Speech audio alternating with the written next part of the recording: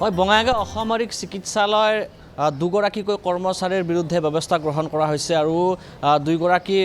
কৰ্মচাৰীয়ে নিজৰ কামত গাফিলতি কৰাৰ অভিযোগ আছিল আৰু অসমৰ মুখ্যমন্ত্ৰী ডক্টৰ হিমন্ত বিশ্ব শৰ্মালৈ এগৰাকী ব্যক্তিয়ে অভিযোগ দাখিল কৰিছিল আৰু অভিযোগ দাখিল কৰাৰ পিছত মুখ্যমন্ত্ৰীৰ নিৰ্দেশত স্বাস্থ্য বিভাগে এটা তদন্ত চলাইছিল আৰু তদন্তৰ প্ৰতিবেদনৰ পিছত দুইগৰাকী কৰ্মচাৰীৰ বিৰুদ্ধে ব্যৱস্থা গ্ৰহণ কৰা হৈছে। এগৰাকী ঠিকাভিত্তিক কৰ্মচাৰী আছিল, নাম আছিল ধনঞ্জয় ৰায় আৰু ধনঞ্জয় ৰায় চাকৰিৰ পৰা বৰখাস্ত কৰা হৈছে আৰু বঙাইগাঁও অসামৰিক চিকিৎসালয়ৰ তৰফৰ পৰা তেওঁৰ বিৰুদ্ধে ব্যৱস্থা গ্ৰহণ কৰা হৈছে। লগতে আন এগৰাকী কৰ্মচাৰী হৈছে কৌশিক শৰ্মা আৰু কৌশিক শৰ্মা আপোনাৰ নিম্ন সহায়ক বিষয়া আছিল আৰু কৌশিক শৰ্মাই জন্ম প্ৰমাণপত্ৰ দিয়াৰ যি কাম কাজ আছিল সেই কাম কাজ বঙাইগাঁও অসামৰিক চিকিৎসালয়ত তেখেতে কৰিছিল আৰু এগৰাকী ব্যক্তিয়ে প্ৰায় 5 মাহ ধৰি জন্মৰ প্ৰমাণপত্ৰ তেখেতে লাভ নকৰাৰ পিছত অসমৰ মুখ্যমন্ত্ৰী ডক্টৰ হিমন্ত বিশ্ব শৰ্মালৈ পত্ৰ প্ৰেৰণ কৰিছিল, অভিযোগ দাখিল কৰিছিল আৰু অভিযোগ দাখিল কৰাৰ পিছত মুখ্যমন্ত্ৰীয়ে নিৰ্দেশনা দিছিল স্বাস্থ্য বিভাগক আৰু আমি যিমান দূৰ খবৰ পাইছোঁ স্বাস্থ্য বিভাগে এটা তদন্ত কৰিছিল আৰু তদন্তত এক প্ৰকাৰ জানিব পৰা গৈছে যে প্ৰায় 1100তকৈ অধিক যি জন্ম প্ৰমাণপত্ৰ দিয়াত এক প্ৰকাৰ পলম হৈছিল আৰু পেণ্ডিঙৰ যি আপোনাৰ প্ৰমাণপত্ৰ যি পেণ্ডিঙৰ কাম আছিল সেই পেণ্ডিঙৰ কাম যথেষ্ট বৃদ্ধি হৈ থকা বুলি প্ৰায় তথ্যত প্ৰকাশ পাইছে আৰু তাৰ পিছত দুইগৰাকী কৰ্মচাৰীৰ বিৰুদ্ধে এক প্ৰকাৰ ব্যৱস্থা গ্ৰহণ কৰিছে। মই পুনৰ উল্লেখ কৰিছোঁ কৌশিক শৰ্মা আৰু ধনঞ্জয় ৰায় এই দুইগৰাকী ব্যক্তিৰ বিৰুদ্ধে ব্যৱস্থা গ্ৰহণ কৰা হৈছে। কৌশিক শৰ্মা আপোনাৰ নিয়মীয়া কৰ্মচাৰী আছিল অসম চৰকাৰৰ স্বাস্থ্য বিভাগৰ আৰু কৌশিক শৰ্মাৰ বিৰুদ্ধে বৰ্তমান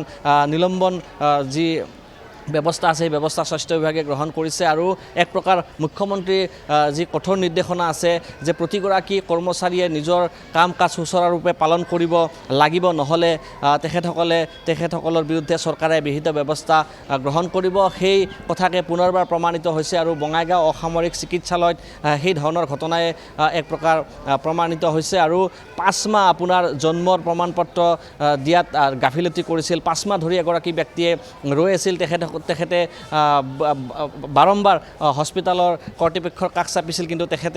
তেখেতক বিমুখ কৰি পেলাই প্ৰতিদিনে তেখেতে আপোনাৰ বাট কৰি বাই আহে আৰু বিমুখ কৰি পেলাই তেখেত আপোনাৰ ঘৰলৈ উভতি যাবলগীয়া হ'ল আৰু তাৰ পিছতে মুখ্যমন্ত্ৰীলৈ পত্ৰ প্ৰেৰণ কৰিছিল আৰু মুখ্যমন্ত্ৰীক পত্ৰ প্ৰেৰণ কৰাৰ পিছত এতিয়া চিকিৎসালয়ৰ যি কৰ্তৃপক্ষ আছে তেখেতসকলক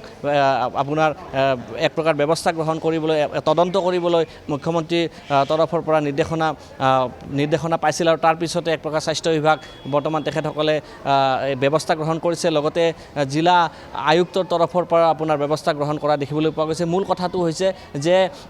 আপোনাৰ চৰকাৰী কৰ্মচাৰীয়ে নিজৰ কামত যে গাফিলতি কৰিব নোৱাৰিব এই চৰকাৰৰ দিনত সেয়া এক প্ৰকাৰ প্ৰমাণিত হৈছে। মই বঙাইগাঁও অসামৰিক চিকিৎসালয়ত উপস্থিত আছোঁ আৰু দেখিবলৈ পোৱা গৈছে যে প্ৰতিগৰাকী কৰ্মচাৰীকে এই নিলম্বন কৰি পেলাই এক প্ৰকাৰ এটা বাৰ্তা প্ৰেৰণ কৰিব বিচাৰিছে চৰকাৰে যে কামত যাতে কোনো ধৰণৰ গাফিলতি নহয় সেই বাৰ্তাকে দিব বিচাৰিছে আৰু মই পুনৰ উল্লেখ কৰিছোঁ যে এগৰাকী কৰ্মচাৰীক নিলম্বন কৰা হৈছে আৰু এগৰাকী ঠিকাভিত্তিক কৰ্মচাৰীক কামৰ পৰা বৰখাস্ত কৰা হৈছে আৰু এই খবৰ আমি বঙাইগাঁও অসামৰিক চিকিৎসালয়ৰ তৰফৰ পৰা দি গৈ আছোঁ ND24 দৰ্শকসকলক।